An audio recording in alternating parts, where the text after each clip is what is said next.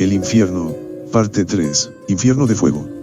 Este infierno, del cual se ha mostrado la fuente de su origen, además de no existir dentro de las escrituras hebreas ni griegas sino solo en la literatura espuria, cuenta con otro ingrediente irreal con el cual se completa la fantasía, es decir, el alma diseñada por los filósofos griegos de la antigüedad, a la cual el mundo cristiano da toda credibilidad por sobre las escrituras. Si se observan los comentarios populares respecto al infierno y su contenido, lo que va a ese lugar es el alma de la persona, del cuerpo nada es dicho, tal cosa va en concordancia con el paganismo pues en el mundo evangélico cuando una persona muere, los dolientes y amigos del muerto no vacilan en enviarlo directamente al cielo. Los pastores, al momento de su sermón al lado del féretro, sin vacilar declaran algo así como el alma de nuestro hermana, ya se encuentra al lado del Señor en el cielo, otros declaran desde el cielo está mirando a sus seres queridos, cuyas declaraciones nada tienen que ver con la verdad de la palabra de Dios sino con las ideas paganas de Platón y del hinduismo budismo. La pregunta es, ¿por qué solo el alma y no toda la persona en sí es enviada al infierno? Aparte de simples ideas y doctrinas paganas, ¿en qué parte de las escrituras de Dios se habla de eso?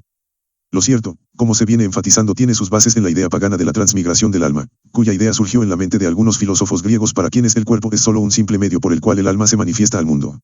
El alma siente, se mueve, se determina y actúa.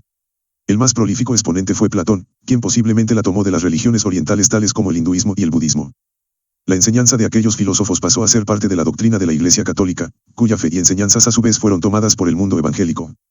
Como tal, es una doctrina conocida por los teólogos católicos, es decir, el alma presentada por los filósofos griegos y posteriormente presentada por los escritores de la Iglesia no posee lugar ni en las escrituras hebreas ni en las griegas. Obsérvese el siguiente comentario católico. Así pues, no hay que buscar en el Antiguo Testamento nada que se asemeje a una teoría sobre la naturaleza del alma. La convicción de la superioridad del hombre sobre el resto del mundo y de su destino divino, a pesar del angustioso problema de la muerte, es una base suficiente para hacer pensar al pueblo elegido que hay en el hombre algo más que el barro del que ha sido formado. Y esto basta.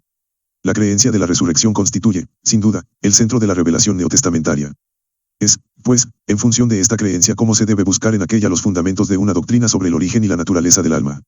De hecho, ni en arameo, ni en hebreo hay un término que traduzca exactamente la noción. El de psiche, al menos en el Evangelio, parece corresponder más a la noción hebraica de aliento y de vida que a lo que los escritores griegos entendían por ello. L. Bulla. Diccionario de Teología. Editorial Herder. 1983. Art. Alma. Como se puede ver, el comentario presentado en este diccionario católico dista mucho de los comentarios católicos populares incluyendo los comentarios hechos por los escritores de la Iglesia de los primeros siglos. Así, el contenido de este artículo transcrito pone en claro aquello que la doctrina católica copió de los filósofos griegos, es decir, ni las escrituras hebreas ni las griegas del Nuevo Pacto presentan el alma independiente del cuerpo. En efecto, tal separación fabricada por Platón no existe pues el alma es parte del humano, sin separación, sin ser parte independiente del cuerpo, pues cuando el hombre fue creado del barro, ese barro recibió el aliento de Dios en el cual estaban presentes el espíritu y el alma.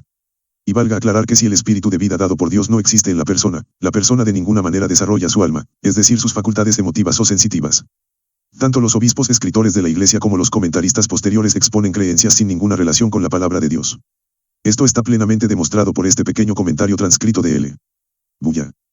Para ver una compilación de los padres de la Iglesia que expusieron el alma sufriendo en el purgatorio, véase la página apologéticacatólica.org/masaya 28.html numeral-ed 14. Por consiguiente, se debe entender que todo cuanto se dice en el cristianismo acerca del infierno como siendo un lugar de llamas, en el cual millones de almas se encuentran siendo atormentadas permanentemente, es solo una doctrina católica diseñada exclusivamente para ser creída por los fieles católicos, pero eso nada tiene que ver con la Santa Escritura, como expone el diccionario de teología arriba citado. Pero, aunque es una enseñanza católica para los católicos, posee muchos simpatizantes pertenecientes al cristianismo protestante y evangélico. Seol. El significado erróneo, dado en el cristianismo al infierno, proviene, como ha sido demostrado arriba, de algunos padres de la Iglesia Católica quienes a pesar de haber leído la Sagrada Escritura no la entendieron por lo cual importaron hacia la Iglesia las enseñanzas filosóficas religiosas griegas.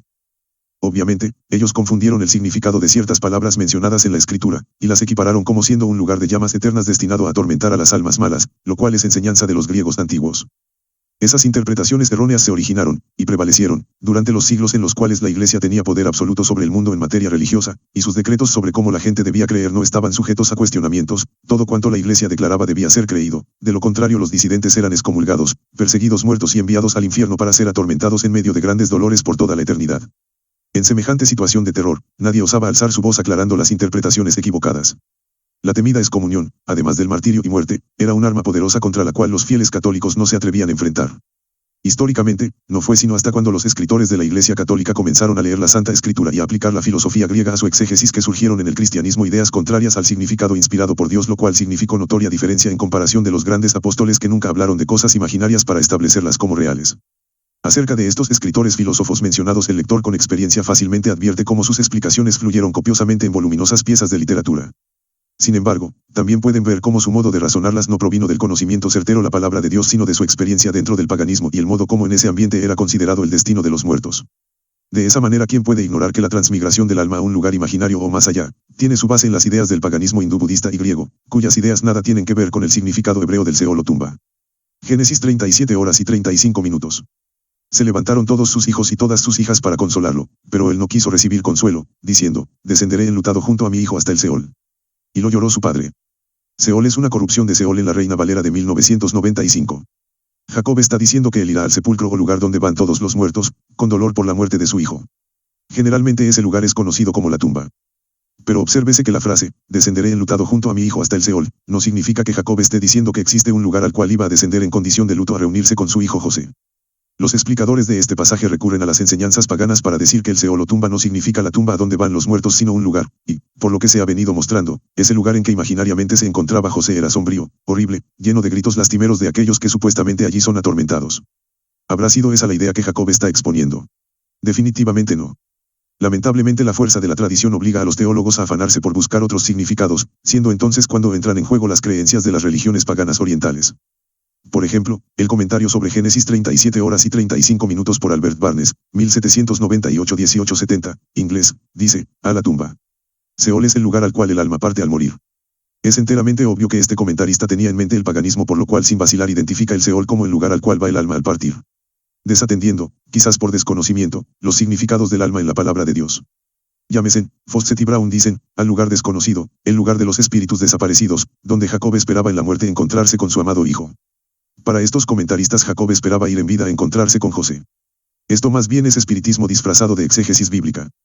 Tanto Barnes como Jameson, Fawcett y Brown, no son originales en sus comentarios a las palabras de Jacob, más bien siguen la misma idea de las religiones orientales, hinduismo y budismo. Por su parte, acerca del Seol, la enciclopedia judía dice: origen del concepto bíblico. La pregunta que surge es si el concepto bíblico está tomado de los asirios o es un desarrollo independiente de los elementos comunes a ambos y se encuentra en muchas religiones primitivas.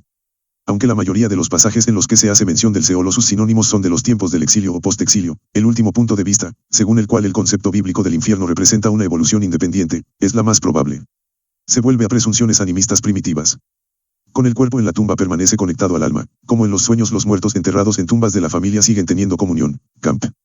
YXXXI 15. Seol es prácticamente una tumba familiar a gran escala. Las tumbas estaban protegidos por puertas y pernos, por lo tanto el Seol similarmente, era un lugar custodiado. Los compartimentos separados estaban divididos clanes y familias, nacionales y distinciones de sangre, lo cual continuaba en vigor después de la muerte.